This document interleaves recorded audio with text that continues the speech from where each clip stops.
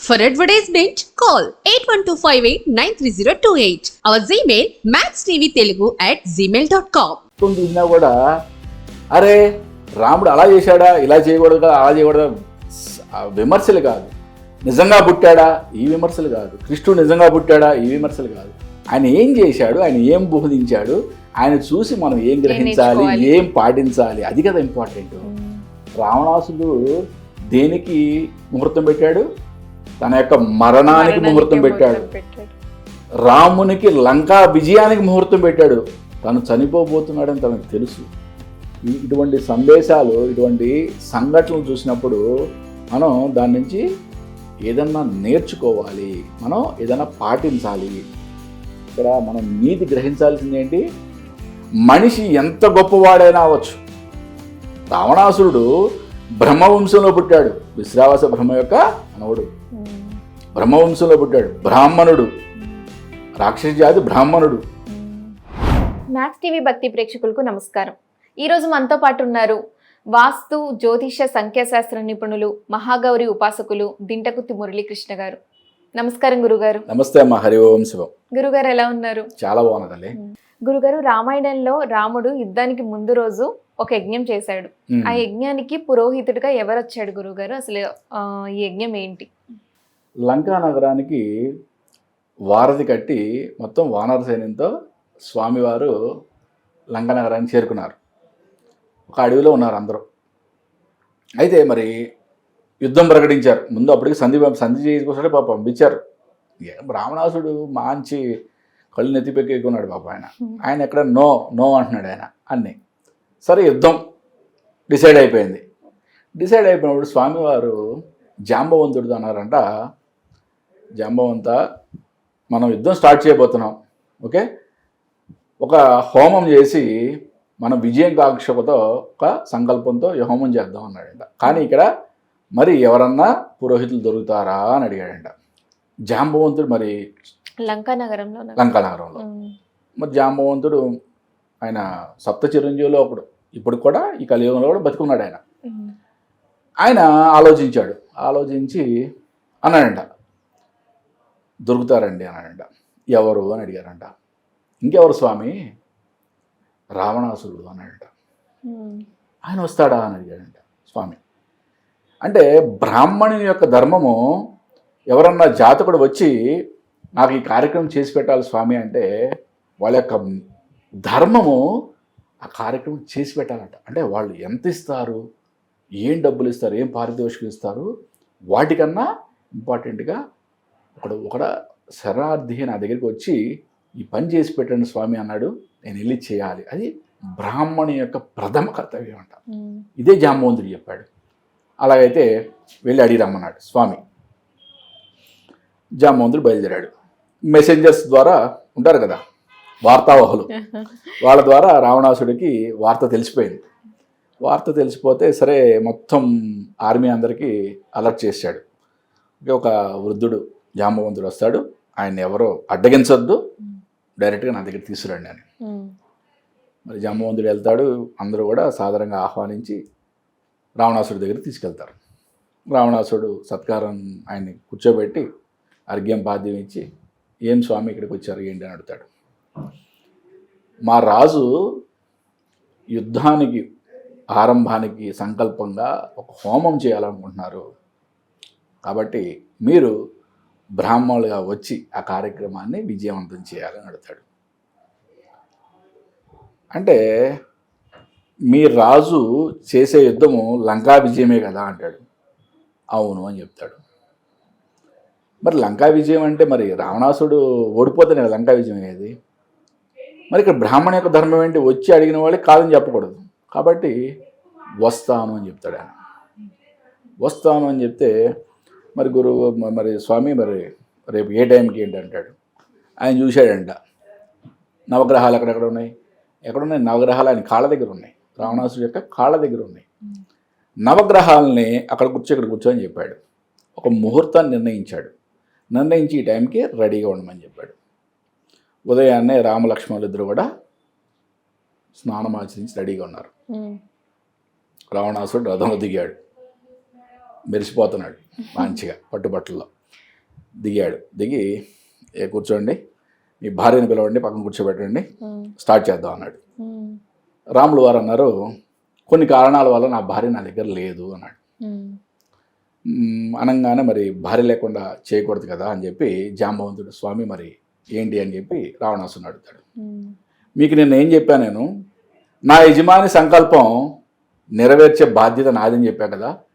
అంటే యజమానికి కావాల్సిన వస్తు సామాగ్రి మొత్తం కూడా నేనే సమకూరుస్తానని చెప్పా కదా, కాబట్టి దానికి కావాల్సిన మొత్తం ఏర్పాట్లు చేశానని చెప్తాడనమాట. తన యొక్క కొడుకుని పిలుస్తాడు. రథంలో నుంచి అమ్మవారు దిగుద్ది.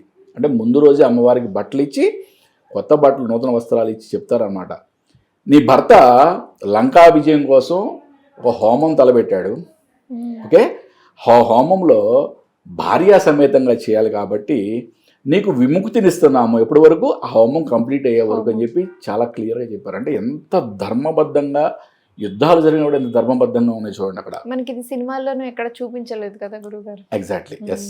అంటే వాల్మీకి రామాయణంలో లేదో, లేకపోతే సినిమాలో చూపించలేదో, సినిమాలో చూపించిందే వాళ్ళకి రామాయణంలో ఉంటుందా, కొన్ని ఘట్టాలు ఉంటాయి, అద్భుతమైన ఘట్టాలు ఉంటాయి. చాలా అద్భుతమైన ఘట్టాలు సినిమాలో చూపించలేరు, ఎందుకంటే రామాయణం నాటికలు, సినిమాలు ఇలా ఎన్నెన్నో వచ్చాయి, కానీ ఇప్పుడు మీరు చెప్పే ఈ విషయం ఎవరికి ఇంతవరకు తెలియదు. అంటే మనం ఏదన్నా ఒక అద్భుతమైన ఘట్టం గురించి మాట్లాడుకున్నప్పుడు, ఓకే, దాంట్లో ఇది ఎక్కడుంది అది ఎక్కడుంది అని ఎంచే కన్నా, నా ఉద్దేశం ఏంటంటే ఇది ఎక్కడుంది అది ఎక్కడుంది ఎంచే కన్నా దీంట్లో మంచి ఏముంది. ఇప్పుడు రామాయణం మొత్తం చూసినా కూడా అరే రాముడు అలా చేశాడా, ఇలా చేయకూడదు కదా, అలా చేయకూడదు, విమర్శలు కాదు. నిజంగా పుట్టాడా, ఈ విమర్శలు కాదు. కృష్ణుడు నిజంగా పుట్టాడా, ఈ విమర్శలు కాదు. ఆయన ఏం చేశాడు, ఆయన ఏం బోధించాడు, ఆయన చూసి మనం ఏం గ్రహించాలి, ఏం పాటించాలి, అది కదా ఇంపార్టెంట్.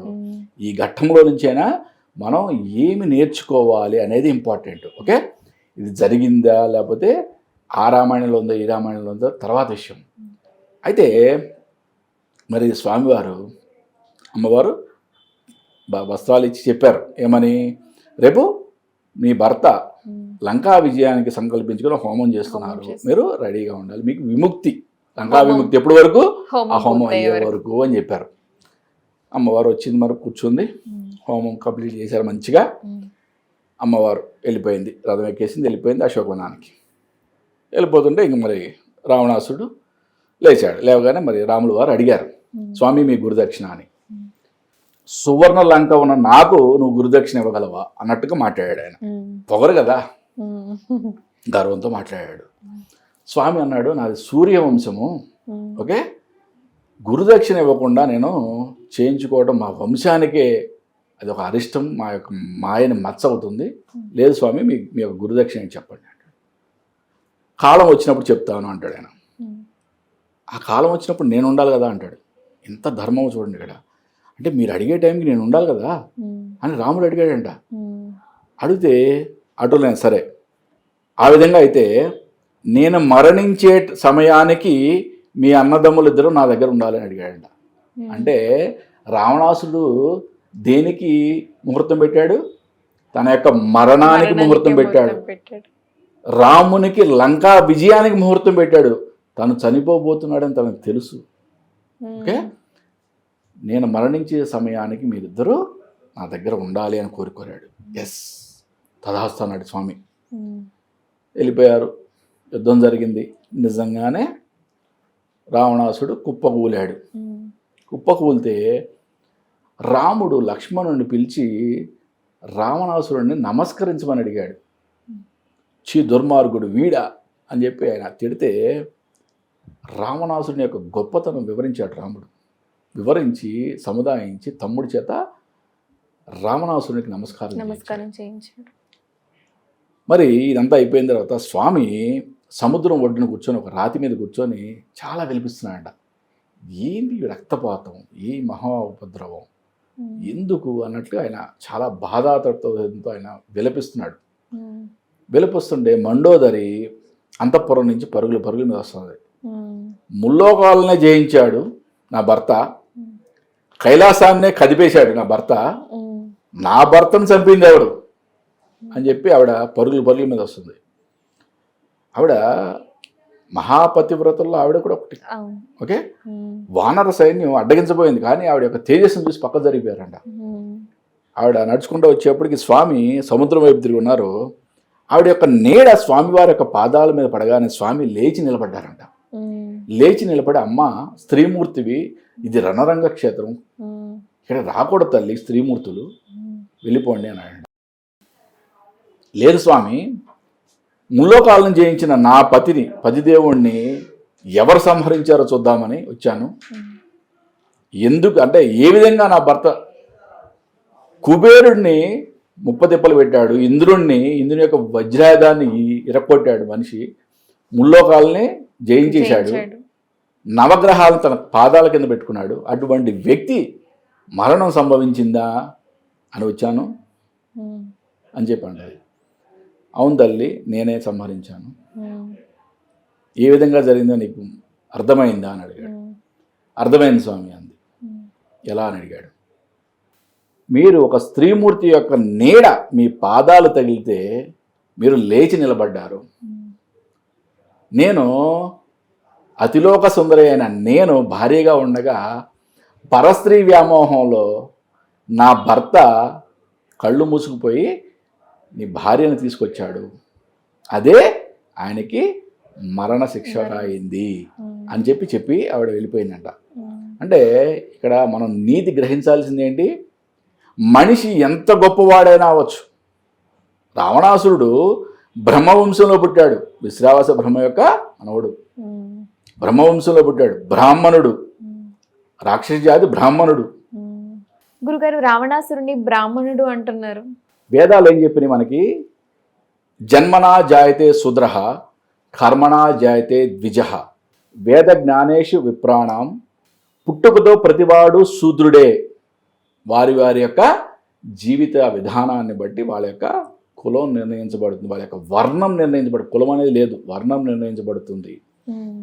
వేద జ్ఞానం తెలిసిన వాడు విప్రుడు అంటే బ్రాహ్మణుడు, బ్రహ్మ జ్ఞానం తెలిసిన వాడు బ్రాహ్మణుడు. విప్రుడు అంటే పూజలు చేయడానికి, బ్రహ్మజ్ఞానం తెలిసిన వాడు అంటే బ్రాహ్మణుడు. బ్రహ్మజ్ఞానం తెలిసిన వాడు ఆయన. కానీ అరిషడ్ వర్గాలకి లోనైపోయాడు మనిషి, అరిషడ్ వర్గాలు జయించలేకపోయాడు. ఆయనకి అతిలోక సుందరి మండోదరి భారీగా ఉంది, కానీ మహాలక్ష్మి స్వరూపమైన అయోనిజ ఆవిడ పుట్టుక ఎట్లా అయోనిజ, ఒక మాతృమూర్తి గర్భం నుంచి రాలా ఆవిడ, అయోనిజ అలా జన్మించింది, ఒక యోని నుంచి జన్మించలే కాబట్టి అయోనిజ అన్నారు ఆవిడ్ని.